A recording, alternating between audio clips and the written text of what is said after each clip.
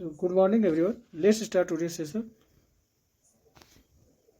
नमस्कार। यदि आप सेशन नया है चैनल पर तो उसे सब्सक्राइब कर लें और देखें। केंद्रक सेल में अब केंद्रक देखेंगे। केंद्रक क्या? कोशिका के मध्य भाग में एक रचना होती है। कोशिका के मध्य भाग में एक रचना होती है। कोशिका के मध्य भाग में एक रचना होती है जिसे केंद्रक कहते हैं। जिसे केंद्रक कहते हैं। यह पादप कोशिका तथा जंतु कोशिका दोनों में पाया जाता है। यह पादप कोशिका तथा जंतु कोशिका दोनों में पाया जाता है। केंद्रक दोनों में पाया जाता है। और क्या दोनों में पाया जाता है? कोशिका झिल्ली, सेल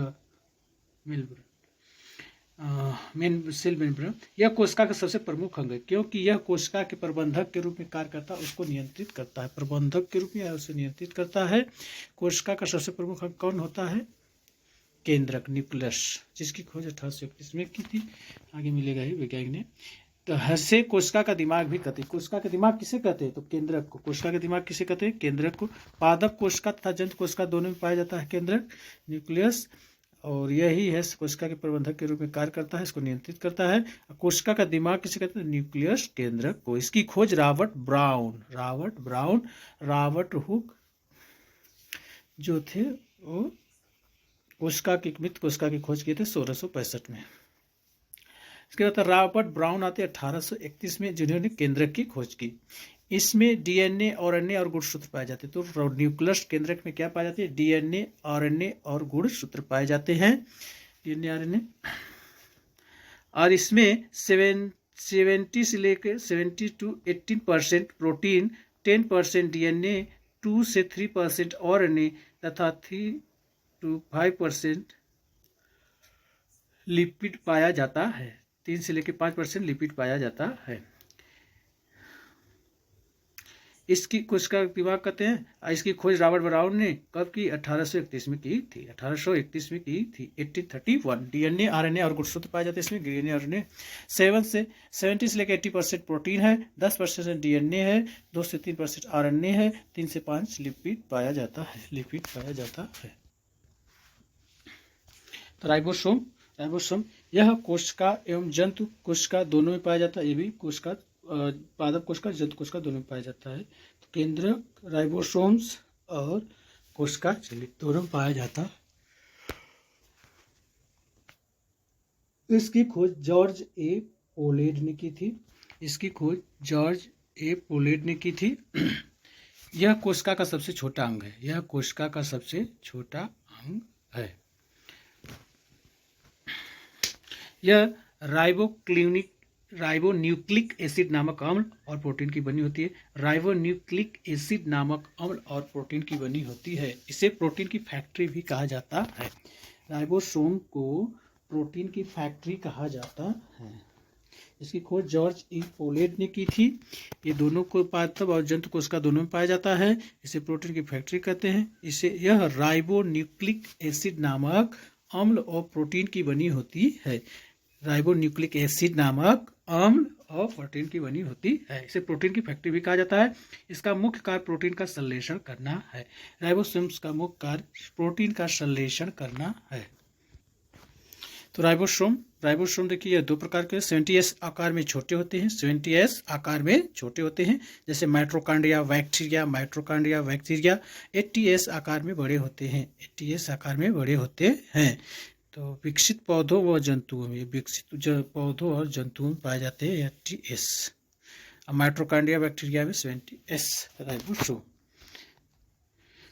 कोशिका अंग में देखें तो हमारा ये सेल मेम्ब्रेन हो गया, कोशिका सेल वॉल हो गया और केंद्रक हो गया। आपको माइटोकॉन्ड्रिया देखिए जैसे और अंग है जो। इसकी खोज 1880 में कोलिकर के द्वारा की गई। कीटों की रेखित संकीर्णों में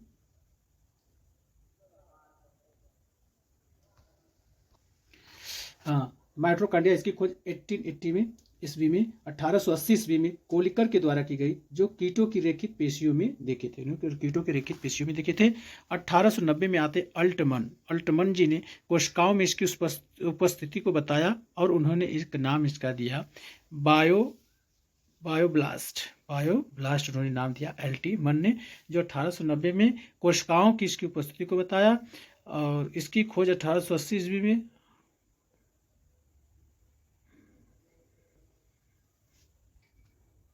माइट्रोकांडिया, इसकी खोज 1880 में कोलिकर के द्वारा की गई, जो कीटों के रेखित पेशियों पाए। 1890 में अल्टमन ने कोशिकाओं की इसकी उपस्थिति को बताया और उन्होंने इनका नाम बायोब्लास्ट रखा। अल्टमन ने 1890 ईस्वी में कोशिकाओं में उपस्थिति को बताया, कोशिकाओं में इसकी उपस्थिति को बताया राइबोसोम को, सॉरी माइट्रोकांडिया को, और उन्होंने इसका नाम बायोब्लास्ट रखा। 1898 में सी बेंड ने, अर्थात बायोब्लास्ट नाम किसने रखा? अल्टमन ने। 1898 में आते हैं सी बेंड, इनका नाम माइट्रोकांडिया रखा। तो सी बेंड ने माइट्रोकांडिया का नाम माइट्रोकांडिया रखा, सी बेंड। यह कोशिका द्रव्य में पाई जाने वाली गोलाकार अथवा सूत्राकार रचना होती है। यह कोशिका द्रव्य में पाई जाने वाली गोलाकार या सूत्राकार कार्य रचना होती है, दोहरी झिल्ली से घिरी होती है तथा इन भारों 1898 सी बेंड ने इसका नाम माइट्रोकांडिया रखा। यह कोशिका द्रव्य में पाई जाने वाली गोलाकार एवं सूत्राकार रचना होती है। माइट्रोकांडिया दोहरी झिल्ली से घिरी होती है तथा इन उभारों को क्रिस्टी कहा जाता है। झिल्ली से घिरी इन उभारों को क्रिस्टी कहते हैं। इन उभारों को क्या कहते हैं? क्रिस्टी कहते हैं।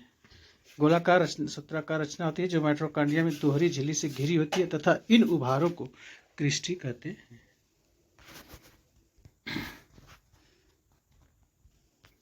आगे देखिए माइट्रोकांडिया। माइट्रोकांडिया में जो है कि कोशिका का ऊर्जा गृह कहते हैं, पावर हाउस भी कहते हैं।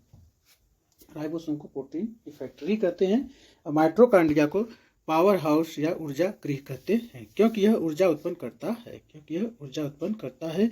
माइट्रोकांडिया में कोशिका श्वसन से संबंधित कार्य, एटीपी का निर्माण एवं भोजन का ऑक्सीकरण होता है। माइट्रोकांडिया में कोशिका का श्वसन से संबंधित कार्य, एटीपी निर्माण एवं भोजन का ऑक्सीकरण होता है। कोशिका के भीतर श्वसन व एटीपी, कोशिका के भीतर श्वसन व एटीपी एंडिनोसिन ट्राइफॉस्फेट का निर्माण, एंडिनोसिन ट्राइफॉस्फेट का निर्माण लाइसोसोम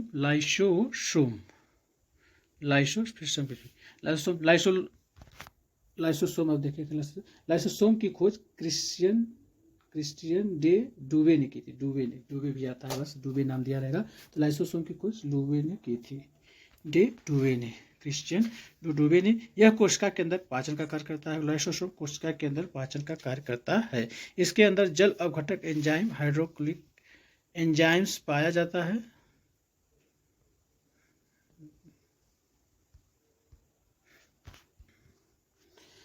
कोशिका लाइसोसोम की खोज क्रिस्टियन डे डूबे ने की थी। यह कोशिका के अंदर पाचन का कार्य करता है। कोशिका के अंदर पाचन का कार्य कौन करता है? तो लाइसोसोम। अंदर जल अवघटक और एंजाइम पाया जाता है। इसके अंदर क्या पाया जाता है? जल अवघटक एवं एंजाइम पाया जाता है।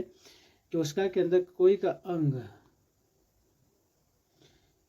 कोशिका के अंदर कोई अंग यदि काम नहीं करता है तो यह उस अंग को नष्ट कर देता है। कौन?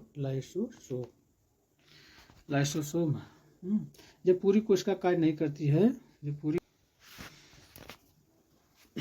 इसके अंदर जल अवघटक एंजाइम पाया जाता है। कोशिका के अंदर कोई अंग यदि काम नहीं करता है तो यह उस अंग को नष्ट कर देता है और उस अंग को नष्ट करता है। लाइसोसोम पुरुष का कार्य करता है।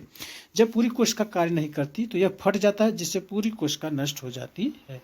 जब पूरी कोशिका कार्य नहीं करती तो यह फट जाता है, जिससे पूरी कोशिका नष्ट हो जाती है। इसलिए इसे आत्महत्या की थैली कहते हैं। इसीलिए इसको आत्महत्या की थैली, सुसाइड बॉय भी कहा जाता है। जब पूरी कोशिका नहीं करती है तो यह फट जाता है, जिससे पूरी कोशिका नष्ट हो जाती है। इसलिए इसे आत्महत्या की थैली भी कहा जाता है। आत्महत्या की थैली या सुसाइड बैग किसे कहते हैं? लाइसोसोम को। पाचन का कार्य कौन करता है कोशिका के अंदर? लाइसोसोम करता है। इसकी खोज किसने की थी? डी डूबे ने। बस। तो गाल्जी का इसकी खोज 1898 में कैमिलो गोल्जी ने की थी। यह पदार्थों का परिवहन करता है। अर्थात यातायात में सहायक है, इसलिए इन्हें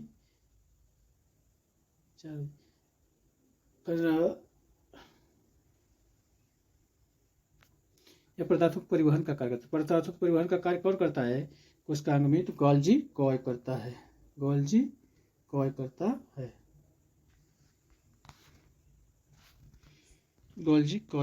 है। ये पदार्थों का परिवहन करता है। जय हिंद जय भारत। नेक्स्ट वीडियो में फिर मिलेंगे।